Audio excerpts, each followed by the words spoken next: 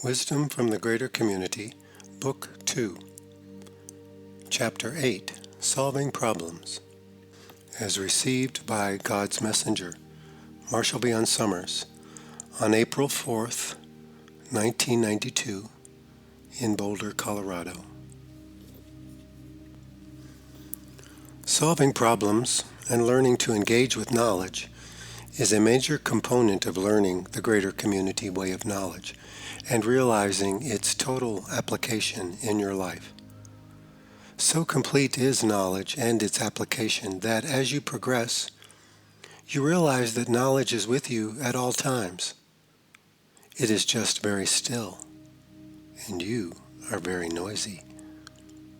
To experience this spiritual presence abiding with you in its stillness begins to give you confidence that if all is quiet with knowledge, then it is time for you to be quiet too, while you take care of the mundane activities of your life and meet your normal range of responsibilities.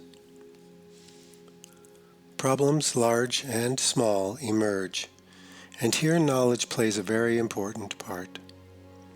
It is confusing to the recipient because knowledge works very differently from the personal mind. It is quiet a good deal of the time. It must be activated by something beyond itself in order to fully reveal itself.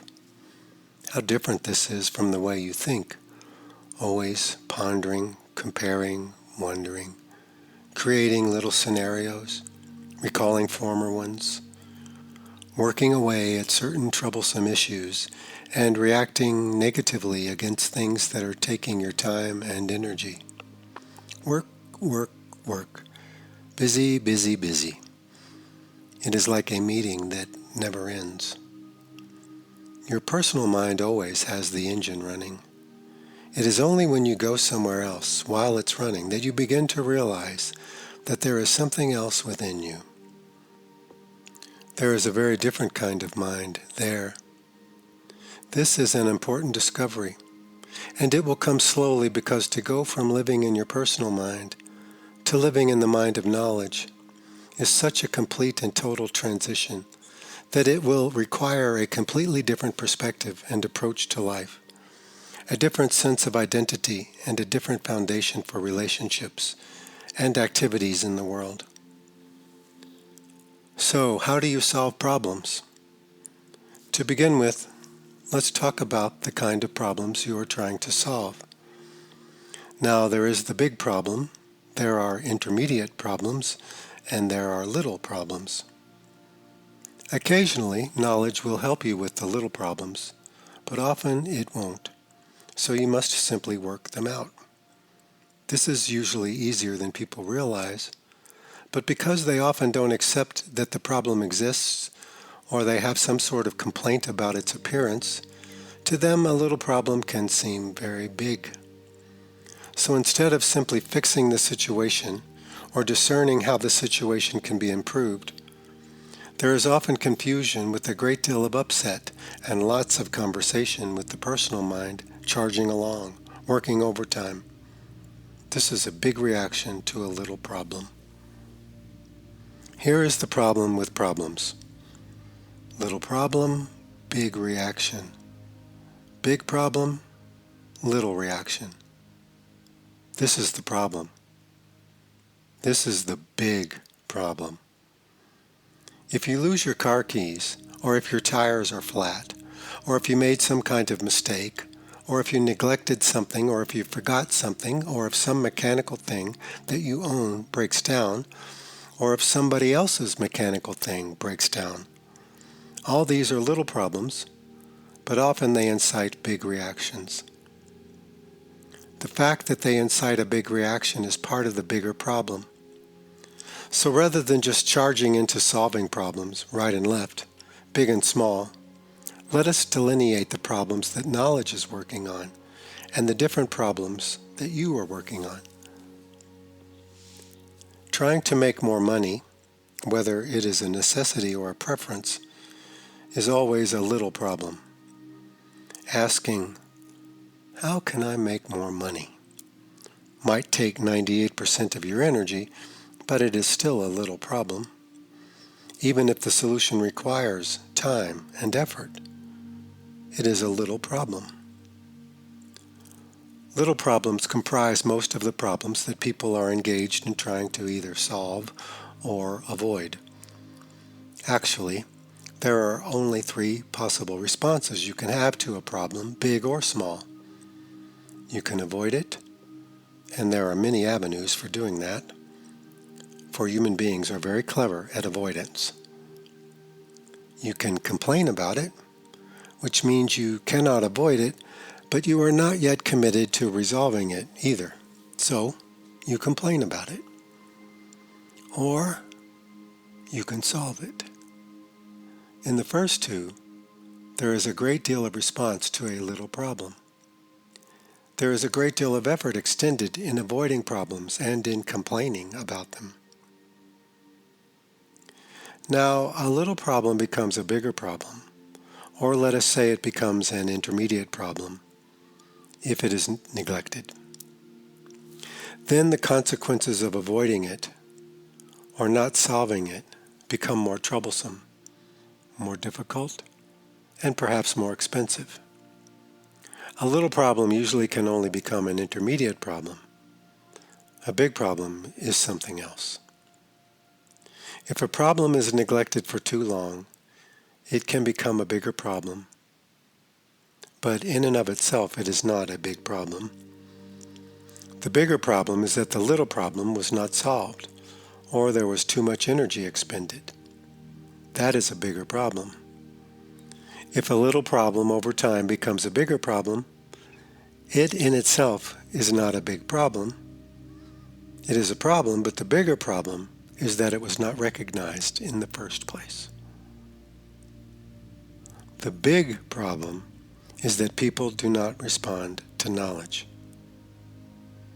Knowledge is waving flags, giving indicators, doing everything to warn the person, but the person is not aware or is avoiding something. That is the big problem. The way people respond to life, by not participating with life, by not being in relationship with life, by forging ahead for their own ambitions, trying to live out their own ideas and ideals, this is a big problem. And it gives birth to most little problems as well. So let me talk about problems in general a little more, and then we shall explore solving little problems, intermediate problems, and then the big problem. First of all, do not try to not have problems. That is not intelligent. Because you are dealing with the physical world, there are many practical problems to solve. Because you have a personal mind that is disassociated from life, it has lots of problems. Because you are not fully engaged with knowledge, you have problems. So, we have lots of problems. Trying not to have problems, or trying to have fun instead of solving problems, creates bigger problems, or should I say, emphasizes the big problem. Knowledge is solving problems all the time, but it solves only intermediate problems and the big problem. Why? Because the other problems are meant to be solved with your personal mind. Many people say, I can solve this problem. I'll use common sense. For instance, if you don't brush your teeth, they rot away, and that becomes a big nuisance. This is common sense. Common sense is like kindergarten knowledge. It is like knowledge at a very rudimentary level. That's when something is obvious, and it keeps bumping into you. If you don't pay your bills, you will lose things. If you lie to people, trouble will come after you. This is all common sense, or kindergarten knowledge. In other words, most people know these things, but they choose not to pay attention because it is not expedient in the moment to do so, or perhaps it will cost some money, or they will have to deal with some kind of discomfort in regard to it, or it will just be more effort in the daily living of life. So you are going to have problems, and they are going to be at all three levels because they already exist at all three levels. Little problems are problematic because you live in a physical universe. Intermediate problems are little problems that are not taken care of. And the big problem is that you are disassociated from knowledge and from other living things as a result. This is everyone's condition. So obviously learning to solve problems is very important. Most little problems can be solved with your personal mind. That doesn't mean they are all simple. It just means they can be figured out. In other words, if you started to turn on your car and the motor wouldn't start, that is not a big problem. It may be a big nuisance, but it is not a big problem. Very rarely is it life-threatening. So, should you go meditate on what to do? Perhaps. But it is common sense that will help you. Sometimes if you lose your keys, it will come to you where they are, but other times you may have to search the whole house. It is a little problem. You become more effective, more competent, and more able in the physical world by solving these little problems over and over and over again. Most education is learning how to solve problems. So why are people trying to get rid of their problems in order to be comfortable? That is like saying you don't want to be educated.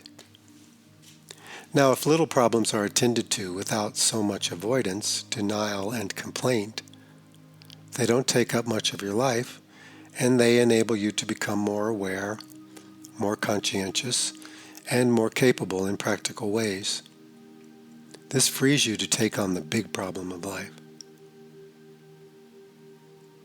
The big problem poses these questions. Who are you? Why are you here?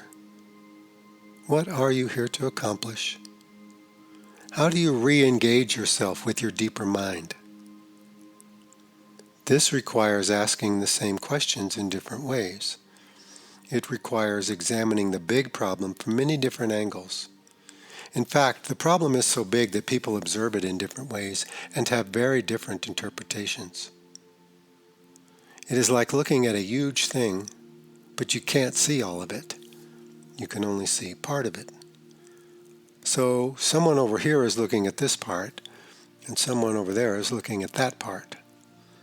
And if they happen to communicate, they have entirely different stories about what they are experiencing. In this case, you may say the big problem is trying to become spiritually aware, or the big problem is trying to become really honest with yourself, or the big problem is discernment in relationships. This is all the same problem, but you are experiencing and observing it from different vantage points. This is the big problem. Even if you solve all of the little ones and have made yourself very comfortable in life, if the big problem is not attended to, you will not feel any relief, and the little ones will still preoccupy you. In an ideal or pure state living in the world, there are no intermediate problems. There are only little problems and the big problem. And most little problems can be solved by common sense. If they are neglected or avoided, or if you are not aware of them, they become intermediate problems, and then knowledge will help you. For instance, if you feel the need to go to the doctor because you have an ache, and you don't get the message and say to yourself, "Oh, I can't afford it, I will deal with it some other way," or something like this, eventually it becomes an intermediate problem, and knowledge will start to prompt you to do something. You will start to feel that you must do something. You will feel the inner prompting of knowledge. Why isn't knowledge more concerned with day-to-day kinds of problems, even the aggravating ones? Why? Because knowledge is engaged in solving the big problem. The big problem is very big and affects every aspect of your life. If you are moving towards a resolution there, you are entering a new life. Here little problems continue, but they stay little. What takes the place of problems? Freedom. If your little problems remain large and contentious and absorb all of your energy, you cannot attain freedom. What is freedom? Freedom is responding to the truth within yourself and following it. Your freedom is to be able to do this. This solves the big problem and enables you to experience your worth and purpose in the world. When that is happening, self-love is natural. When self-love is happening, your relationships fall into the right order. This is freedom. People think freedom is being able to do anything they want with a minimum of hindrances or obstructions. That is not freedom. Lack of hindrance is necessary up to a point, but it is not freedom. Think of someone living in a country where there is very little political freedom, and take someone living in a country where there is a great deal of political freedom. The person in the latter case would have more advantages and opportunities, but it does not mean that they are solving the big problem in life any more effectively than the other person. It just means that their little problems are different. Remember that knowledge is involved in solving the big problem and in keeping little problems little by enabling you to solve them at the level at which they occur. Because everyone has the big problem, it generates a lot of little ones that wouldn't be there otherwise.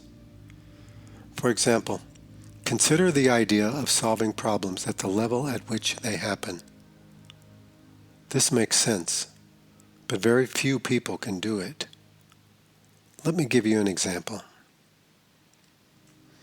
If you lose your keys and go searching all over the house madly, and you think, this must have some spiritual significance for me, or this must represent some aspect of my psychology, and you start getting involved in various kinds of speculation, then your little problem begins to represent something much bigger, and you get all caught up in the significance of this. Meanwhile, your keys are not found. They are waiting there somewhere for you to find them, but you are off in your mind doing something else. When people get involved in their own personal development in a conscious and active way, often they inflate things tremendously. Everything that happens is significant to them. Everything they feel must be significant. All of their problems represent greater truths or greater disabilities in life. Losing your keys is normal. It will happen to you regardless of who you are. Even the man and woman of knowledge will lose their keys. The man and woman of knowledge will get sick and die.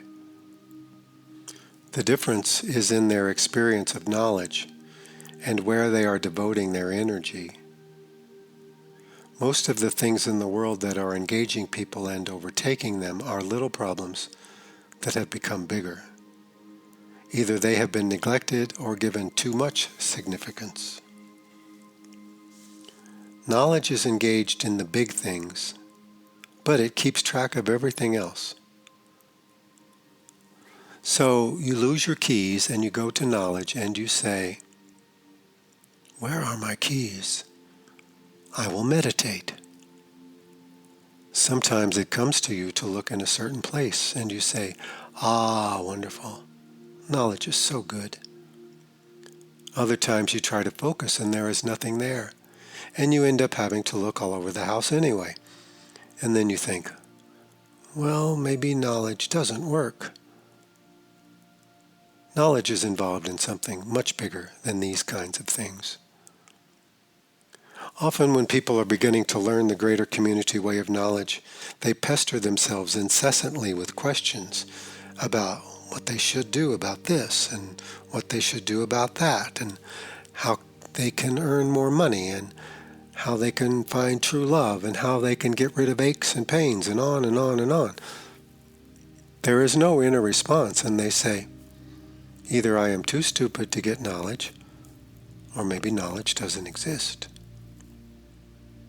Knowledge is involved in something much bigger than these questions. It is like a scientist working on an important discovery. You must solve 90% of your problems. Be resourceful. Seek help. Learn things. This is your education in being a human being. This is how you mature as a human being. By accepting these problems, by learning to become resourceful, and by solving them. But you do not want intermediate problems, for they will rob you of your time, energy, and focus in life. Now let us talk about the big problem. The big problem is so big that you can't put it all into a single definition. If you have learned to solve little problems sufficiently, or can keep track of them as they arise, then perhaps you will cross another threshold and enter a greater dimension of your life. Here there is a greater problem, and here there are rewards that wouldn't be available to you unless you had sought this greater resolution in your life. Not only is there resolution, there is accomplishment, and with it all of the things that you have come into the world to serve. Knowledge is here. Meaning is here. The underlying meaning of how you do things and who you are. Here the emphasis is not so much on little problems, but on the whole environment in which they exist. Alter this environment and everything changes with it. Problems don't go away. They are just minimized and become more interesting. Very few people enter this level of problem solving. This is advancement. In the greater community, much of the competition is for intelligence. Intelligence is developed both within the context of an individual's life and over the span of generations in his or her particular race by solving problems, little ones, and in some cases, the big one itself. Knowledge is there. Knowledge is working on the big problem. Knowledge is guiding you to solve the intermediate ones. And for the little ones, knowledge is saying to you, work it out. Work it out. Work it out. You can see here why people cannot comprehend knowledge, its presence, its reality, or its wisdom. They have little problems which have become big to them. They are asking knowledge to solve them, and knowledge is saying, work it out.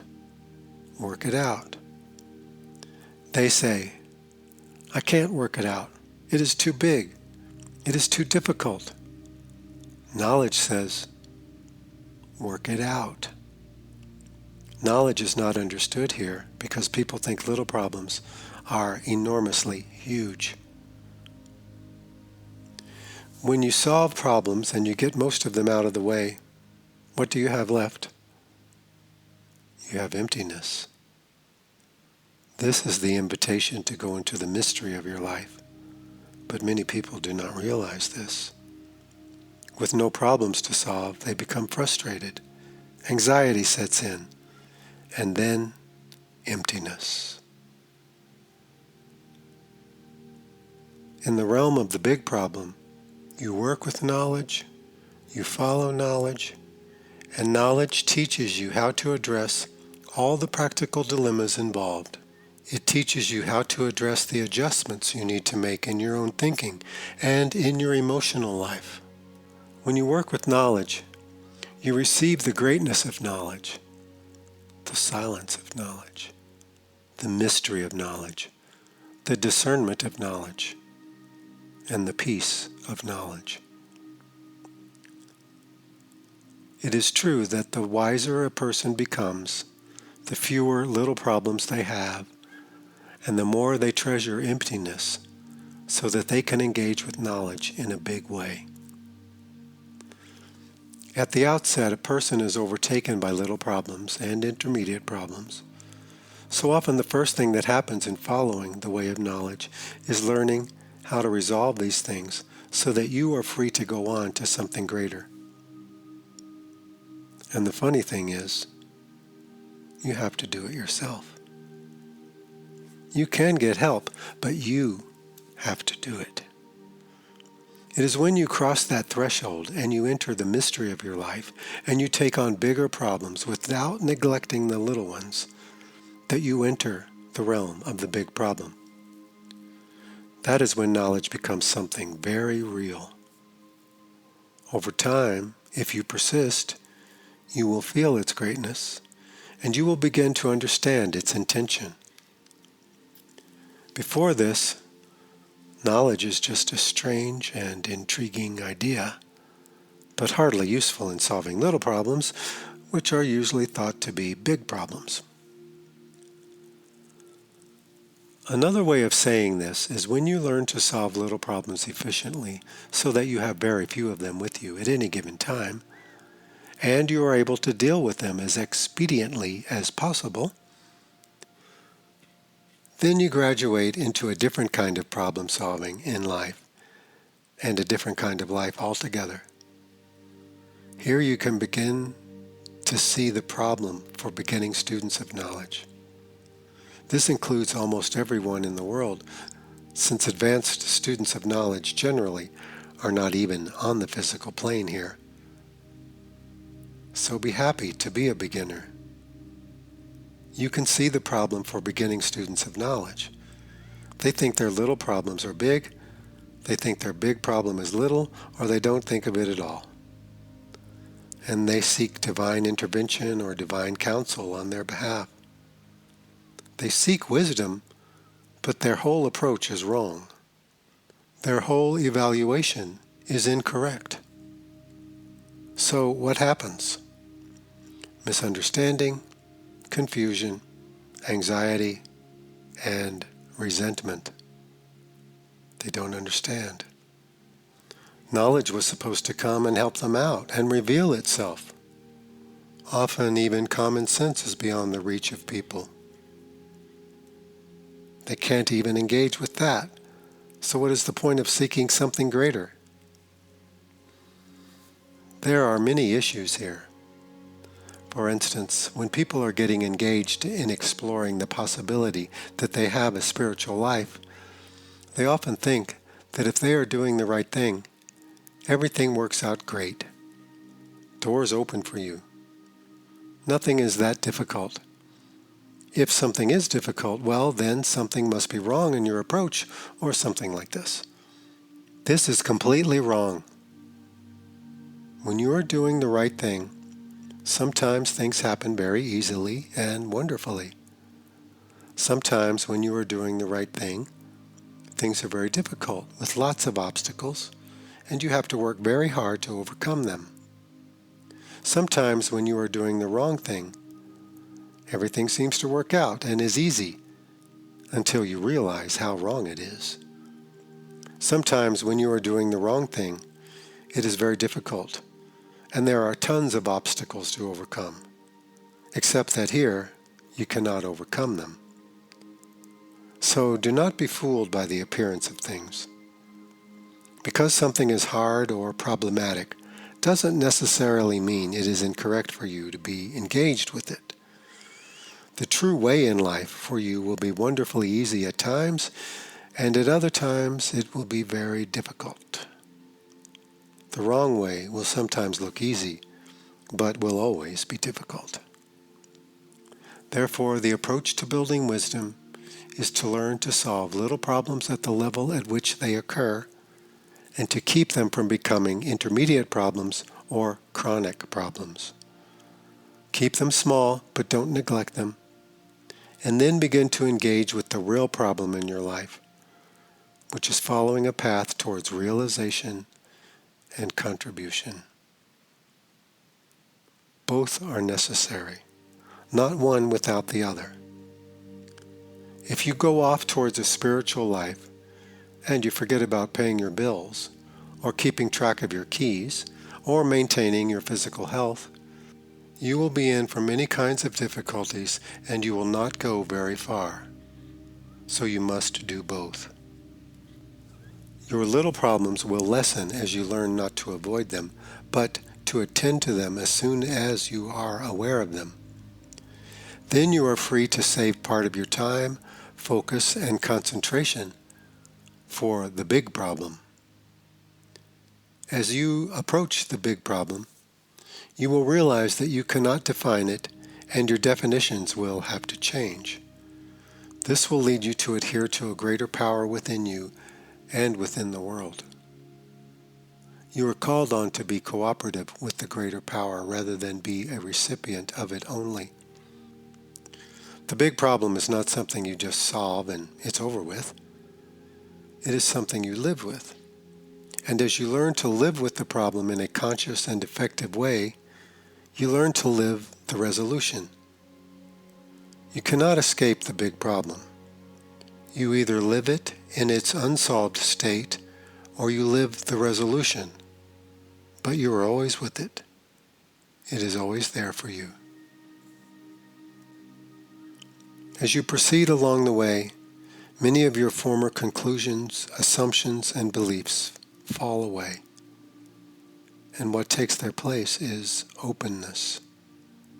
Real openness, not a pretend openness. Real openness. This means you can be empty and open to a situation, carefully observant of it, and responsible to what you know. Problems can be avoided if this is your approach. You will want to minimize your complaints about life because complaints disable you from resolving things that are within your grasp to resolve. What you can resolve alone are the little problems. What you cannot resolve alone is the big problem. For the little problems, you need help from knowledge periodically. For the big problem, you will need knowledge completely. Not only will you need knowledge, you must join with knowledge. You must unite with knowledge. You must let knowledge overtake you, teach you, and prepare you. This is where your mental life and your spiritual life become joined, married, and united. This completely transforms you as a person so that you can begin to live the big problem and to live its resolution. To a casual observer, perhaps you will not look any different. You will still have to find your keys. You will still have to fix your car. You will still have to get your physical aches attended to. And you will still have to make enough money to live. But here the similarities end.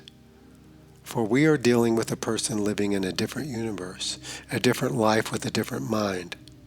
So different that there is no comparison. This is possible for you.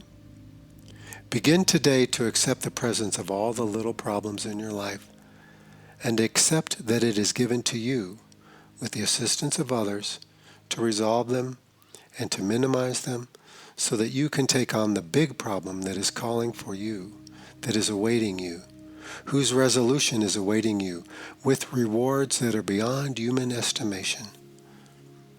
Here you learn to support yourself. You learn about your nature, which is how you do things, your thinking and behavior.